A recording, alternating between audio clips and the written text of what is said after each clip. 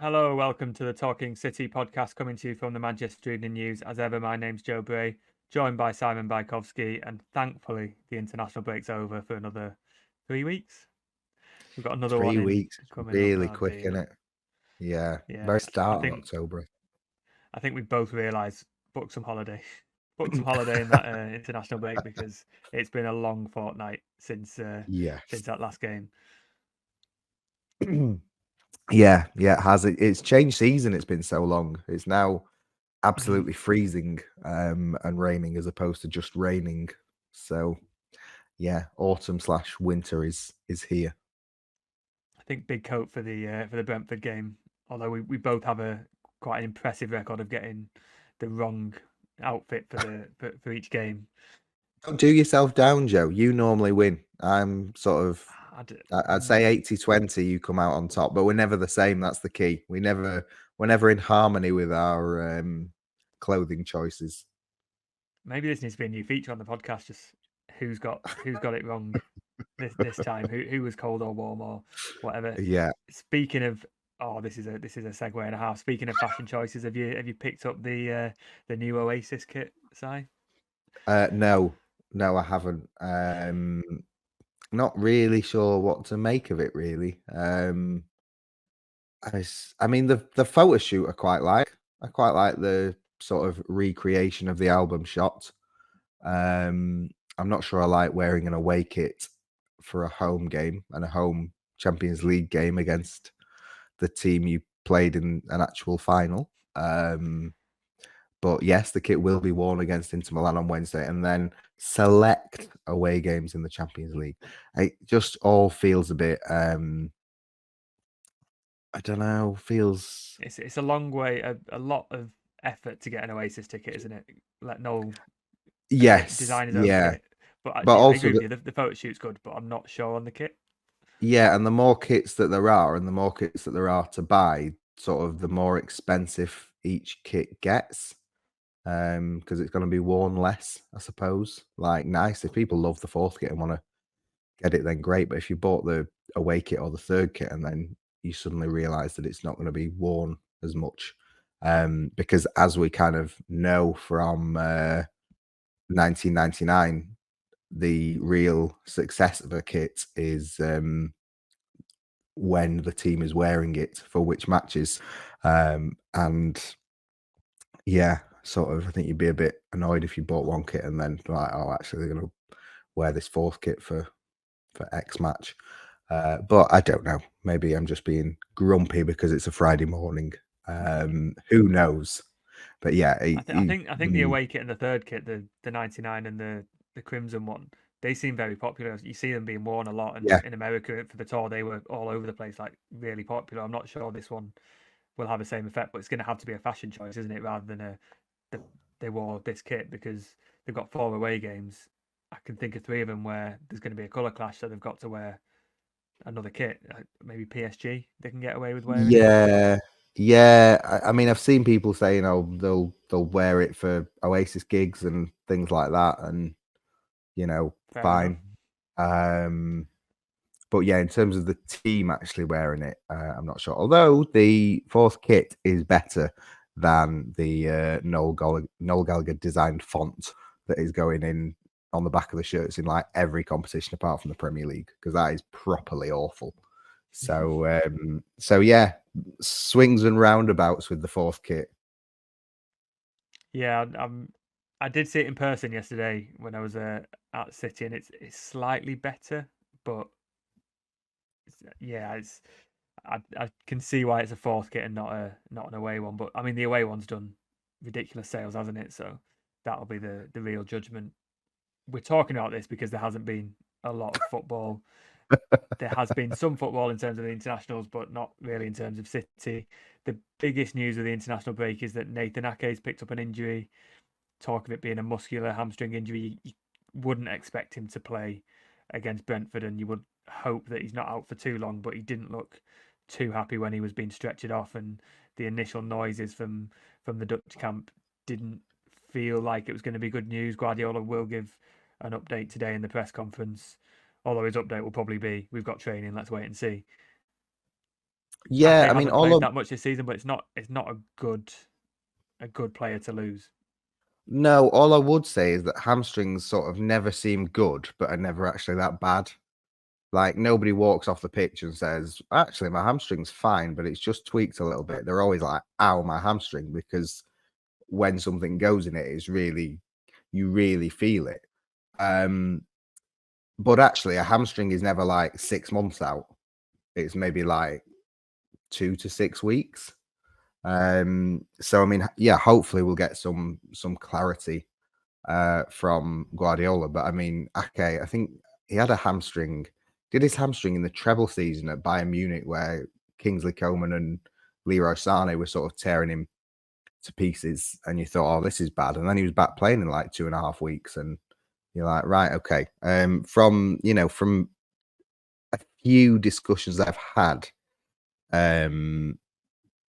this week, anecdotally, it doesn't seem terrible. Like, I think he was walking about at the CFA this week rather than arriving on crutches. Whereas, like, everyone saw the pictures of like Martin Odegaard on crutches hobbling to the plane and thought, oh dear, that looks bad. So yeah, he obviously never good to lose Ake, and he's been particularly good against Arsenal. So not good to. I can't imagine he will be fit for that game. But I think it might well be a case of like by the time we return after the next international break, he's ready to go again.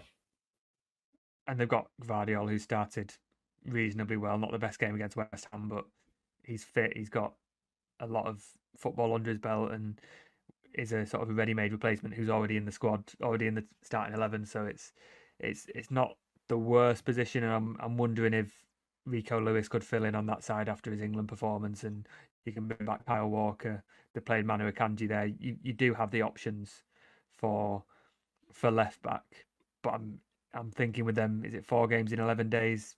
You would have liked to have that rotation option, but yeah, it's I will take a bit of responsibility because I'd written a piece the day before to go on the following morning saying Guardiola's got what he's wanted, no injuries in the international break, and then Ake gets stretched off. So that was it had all been going so well. That was the thing.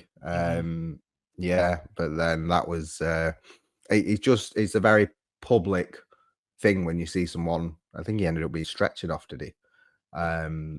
It's a very like dramatic injury to pick up. I would say a hamstring injury, but like I say, it's also not that usually not that serious in the long term. So yeah, fingers crossed on that one that isn't too serious. And yeah, it's a blow, but otherwise, it has been a very positive international break, really, with a lot of players who hadn't had minutes so far for City getting minutes. So it's been better than most in terms of international breaks, really. Yeah, and as you say, Arsenal suffered a pretty big injury, and that's going to be they've got that tough run anyway after the draw against Brighton. They've got Spurs and City in the next 2 Premier League games. You need your captain there for that. I was going to take him out my fancy team anyway. I think that's made the decision for me on Odegaard. But back to City, they've had Rodri's made one appearance, and it threatened the Spain manager threatened to undo City's plans of easing him back in, but gave him I think it was about an hour. Erling Haaland scored a goal, didn't get injured. Kevin De Bruyne is angry, and that's probably how City want him. It's like you say, it's gone all right. What do you reckon about those De Bruyne comments? Because he was really unhappy and saying, his Belgian teammates don't have the same standards as he does. Not great from a sort of experienced captain of your national team. No, I mean, City fans will be aware that De Bruyne is rarely too filtered.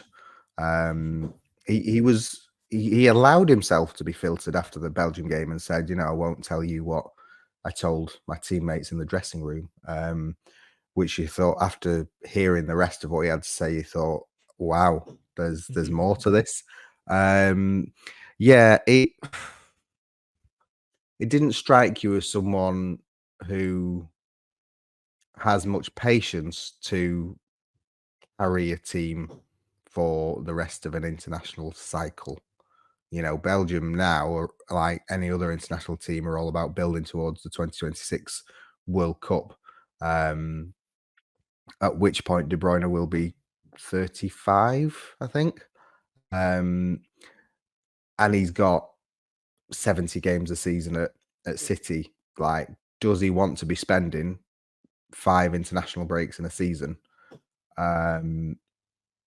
playing with a load of people who don't share his mentality and commitment in order to get to 2026? And if there's no improvement, you know, a group stage exit or a last 16, like, is that how he wants the next 2 years of his life to go, representing his national team?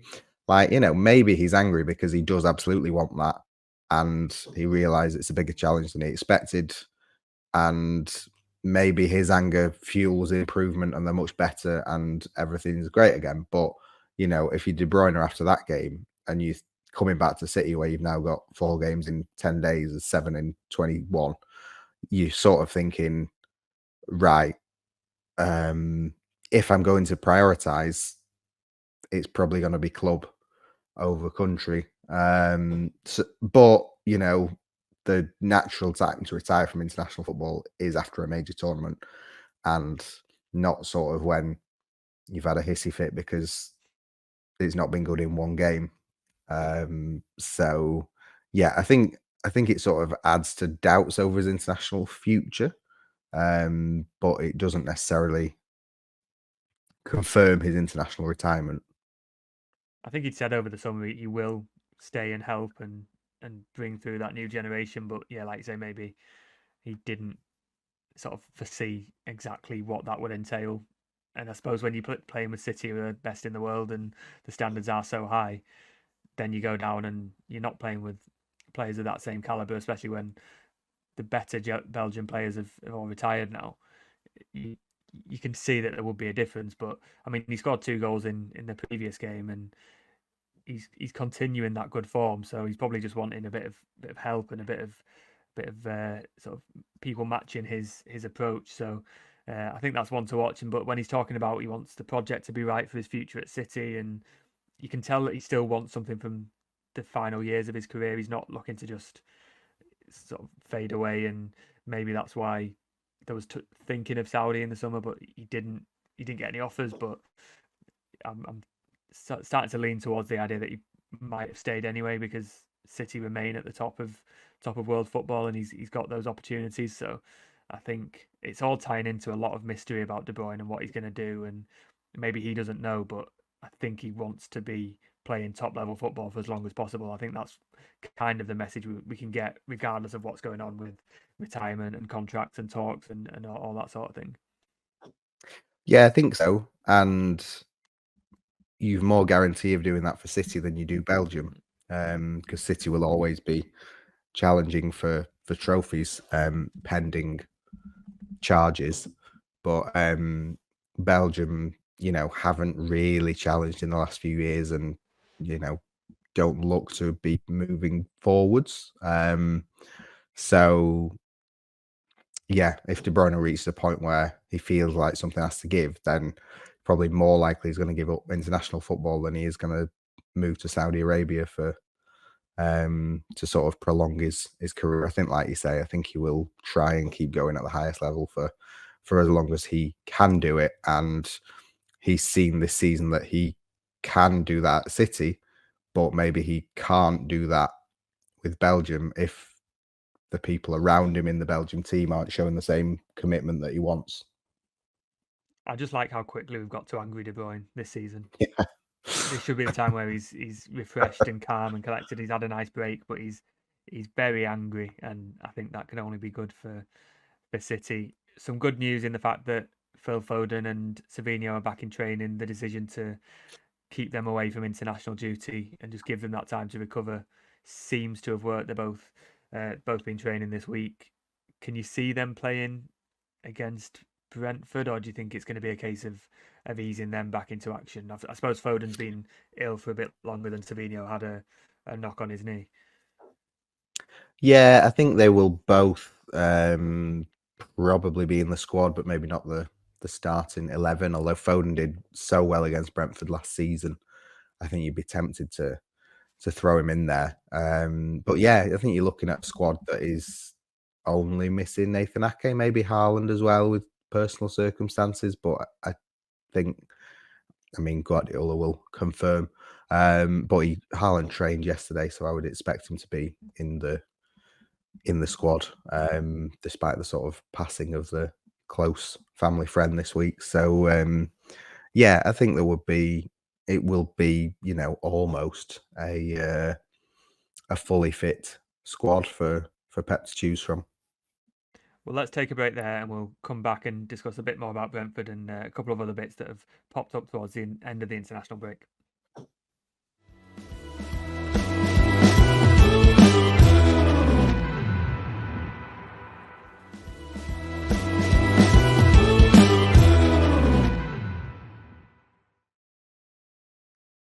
Welcome back to the Talking City podcast. Before we get on to a look at Brentford and the fixtures to come in the next couple of weeks, big news, also no news in that a trial date has apparently been set for the big showdown between City and the Premier League, where everything's going to happen, but we're not going to know anything about it.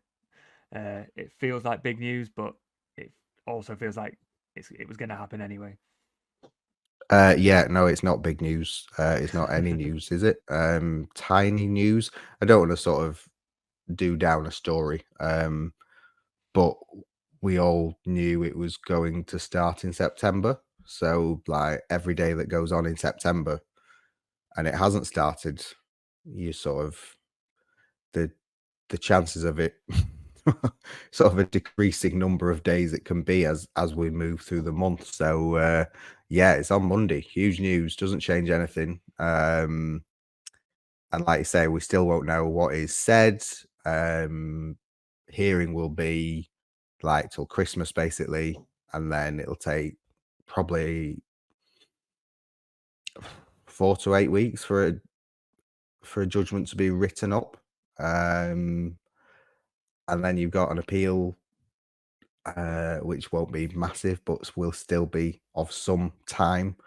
So you're talking like February, March, April. Yeah, it just annoyed me this morning. It was on the radio. It was like the lead item on the sports news. And it was like, ominous for Manchester City fans, starts on Monday. I was like, well, no bit of that is ominous. Like, the news that it starts on Monday when everyone knew it was going to start at some point is nothing for them to be concerned about. And like, if the trial is something for them to be concerned about, then it should also be of concern to the Premier League and to fans of other clubs that are hoping or expecting that City will be punished, because we don't know what's going on. We don't know what the verdict will be. So like, it's all just, I'm just so done with it all. So done with it all. Yeah, I think it's nothing. just everyone's crazy, and this is the next step to it. But it was always going to be that step. We always had to go through that. Everything's happening behind closed doors, as it probably should. We're going to see a lot of things over the next few weeks, but really nothing has changed. It's just this is the time where those conversations will be happening and the decisions will be being made, but we still won't know for months.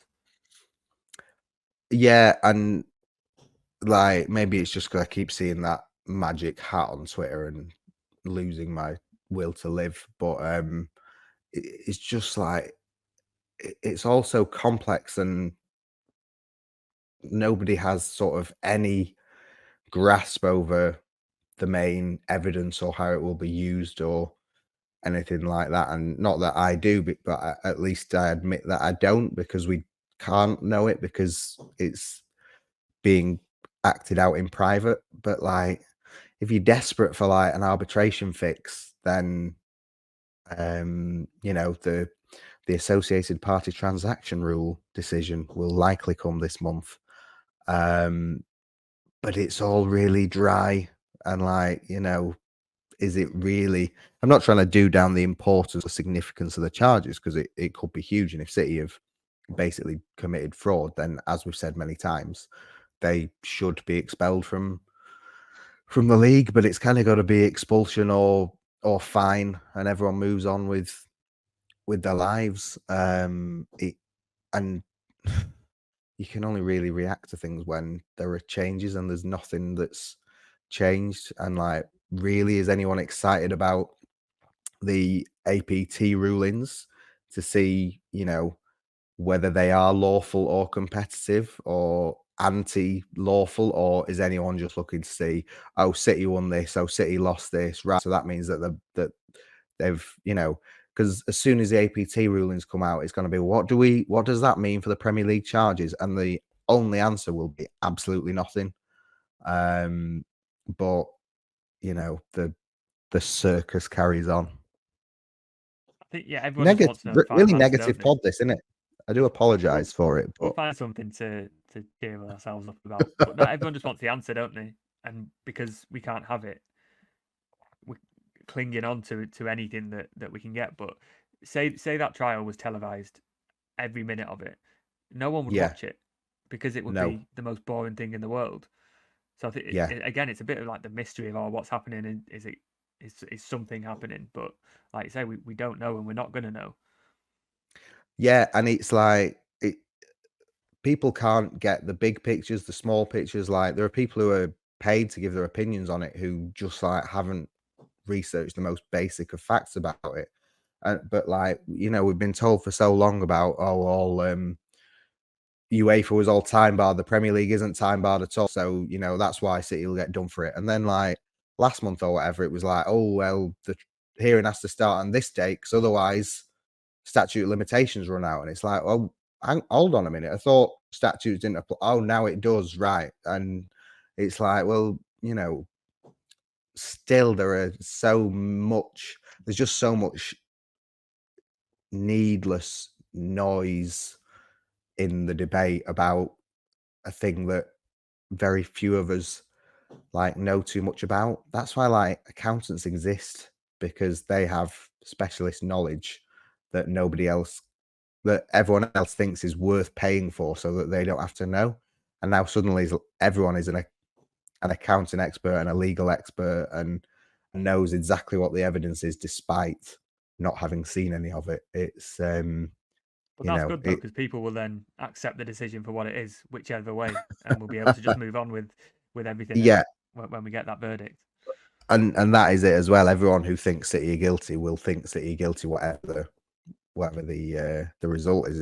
It's quite interesting watching the US election debate, and Donald Trump's still not accepting that he lost the 2020 election, and so many of his supporters still not accepting that they lost the presidential election in 2020. It's kind of like, fake news has been around forever in football, but with increasingly entrenched and strong opinions on social media, like, nobody's going to accept. And I thought it was interesting with the Leicester City case, with the guy who represented Leicester coming out attacking the Premier League for their statement, attacking the result, sort of saying, like, hang on a minute, you're an independent body, or trying to be. You can't come out and slam this panel who like are only there because of your rules, just because they've come up with a result that you don't like. Like, those are the things. And it was raised on I think Kevin Maguire's podcast said that, like, loads of people are saying Leicester got away on a technicality, where like another word for a technicality is a rule or a law. So if Leicester have done something that's within the Premier League's rules, then yeah, it might be a loophole, it might be a technicality, but it's the Premier League's fault for not making the rules clear enough. So it's kind of on the Premier League, and I can see a situation where that happens again with certain aspects of the City case. And it's like, oh, City have got away with that again. It's like, well, is it getting away with it, or is it just like, complying by the rules, just as all clubs comply with PSR by, doing transfers and whatever that are completely within the rules. So, everyone's always trying to get to, everyone's trying to work out, how rules can be worked around and how they can get around them and things like that. But sometimes it's seen as acceptable and sometimes it isn't. And the biggest charges City face are obviously enormous and, like we keep banging on about, but would also be so enormous that it'd be the biggest sporting scandal this century. And as such, we would, have wall-to-wall coverage of it if that's the case. But I can just, well, it's not hard to see, is it, that whatever happens, people of the opposite view will not accept the result. I think that's the key point, isn't it? It is going to be whatever happens, whatever the decision, it's going to be the biggest story in years, probably in the history of the Premier League. So people want to know. That's why we're seeing so much of a sort of coverage this week, because people want to know what's happening. But because it's the biggest story, it needs to be done properly. So Yeah, when we find that result, it will be everywhere, and we'll dissect it, and we'll work out what's happened and go from there. But it's tough at the moment to say anything new other than we don't know, and that's not what people yeah, want to hear. But it's the only real answer, isn't it? yeah. I tell you what will be interesting, because Cass appears to have got kind of less legitimate among people as time has gone on. Like in 2020, when Cass said City did not disguise equity funding as sponsorship, like in big letters at the top of the release, everyone was like, right, okay, we believe that. And like as time has gone on, people are like, oh, well, Cass are biased. Oh, well, the 2 of the 3 judges were biased. Rah, rah, rah. And they've kind of like unpicked the legitimacy of that. And it will be interesting to see if that happens with this one, or if just straight away people are like, no, don't believe that. Well, that's not true. Well, they've got off, or it's corrupt. So I think it'll yeah, depend what that's the what. result is. Yeah. But I think on both sides, people will just, if City are saying they've got an irrefutable body of evidence in their favour, then I don't think they will be very happy if none of that, if they're slapped with every punishment going. But yeah, it's a long way away. So it's a constant thing we've had, is like, how relevant are the charges? How often do you bring them up? Like, how important are they? And the truth is, they're like not very important for the next 4 to 6 months, because there's nothing new to be said on it. Like maybe when the hearing ends in 10 to 12 weeks, people might get a sense of like how it went or something like that. And then, while it's being written up, people might get a sense. But like ultimately, it's still all noise until something happens. And that's not saying like, oh, we don't want to talk about them. It's just like, we'd rather not have a discussion like this every week where we're like, nobody knows anything. And, anyone who does say that they know anything is lying to you, because it doesn't need saying that often. Great. We'll And see there you are Monday lots of then. very important things to talk about in the meantime that like people are actually interested in. Like I was quite impressed actually, the survey we did in the international break, that where I think 40% of people said they weren't 40% of City fans said they weren't worried by the charges, and 43% said they were a bit worried. I feel like that's right. Like, fine to be a bit worried by them. Like the club should be a bit worried by them. But you can't be like so worried by them that it consumes you. You can't be so worried by something so abstract and so far away in your life that you're like really very concerned about it. It's and something you because can't control at all. yeah, exactly. And especially for like I think one of the key things from City through all this that has been said is you can't take away the memories, and you can't. And so, like, even if City fans are thinking, right, well, if it's guilty, then we go to League Two and all of the amazing football goes away. Really sad, but they've had it. They've had Haaland, they've had Guardiola, like they've seen it all. So it might be sad for some people. It might be worrying for some people that they might not be able to have that in 2 years if they're proven guilty of everything. But like for a lot of people, it won't be because they've already had it and done it and seen it. And there are just so many things going on in football and in personal lives that should matter more. Not just City fans, a lot of football fans, a lot of football people in the media that should matter more to them than this currently.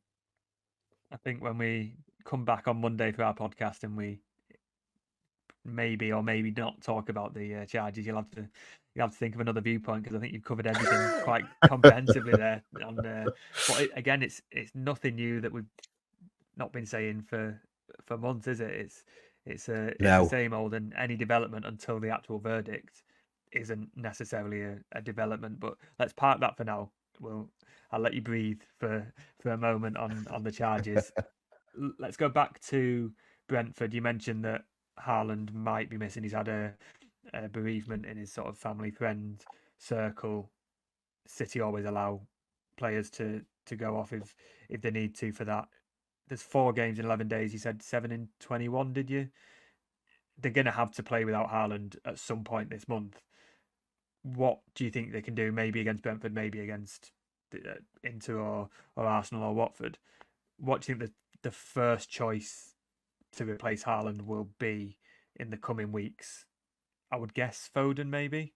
Get him in the middle and get him in those pockets. But we saw Grealish, for example, for England doing quite well at number 10.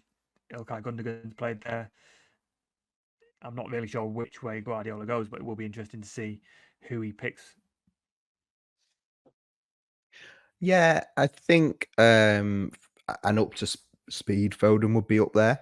I think Ilkay Gundogan would probably be up there. Kevin De Bruyne would be up there. I quite like the idea of kind of 2 players up there, like 2 false nines. It's been interesting in reading the Marty Perarnau book on Pep's time at City, and he talks about Haaland and how in a lot of games Haaland's job is to occupy the defenders in certain games rather than a lot of them, but to occupy the defenders to create space for others. And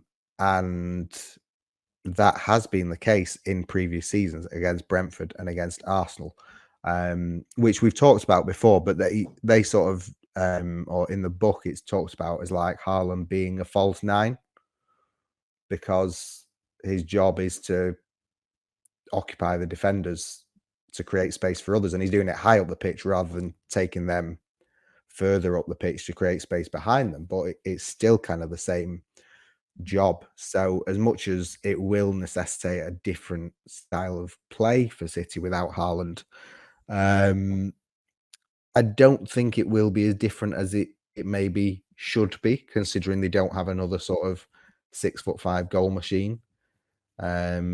And I think with the way they've been pressing, I think they should still be able to have, say, a De Bruyne and Foden or a Gundogan and Foden pushing high up that can then just sort of work their way back into the group. I guess we'll see sort of less direct crossing into the box, which we seem to see loads of at West Ham.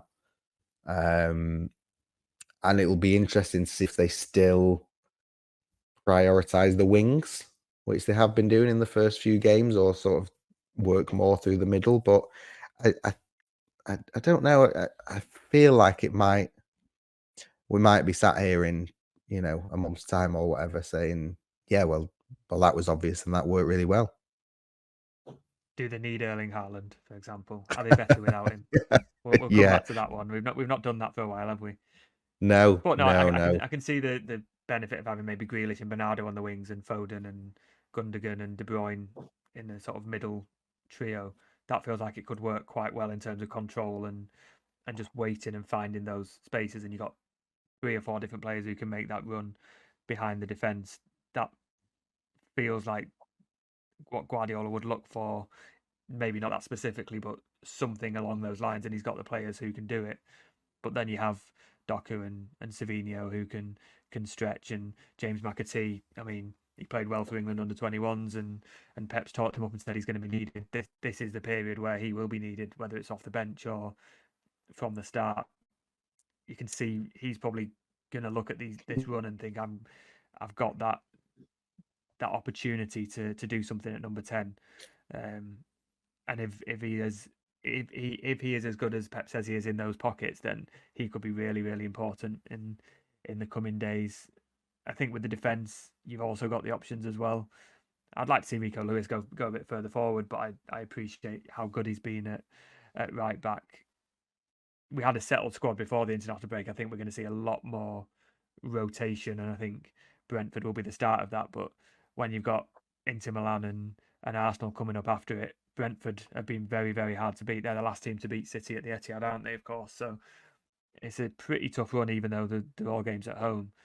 So I think there'll have to be rotation, but there'll have to be a strong team, a strong spine in each of them as well.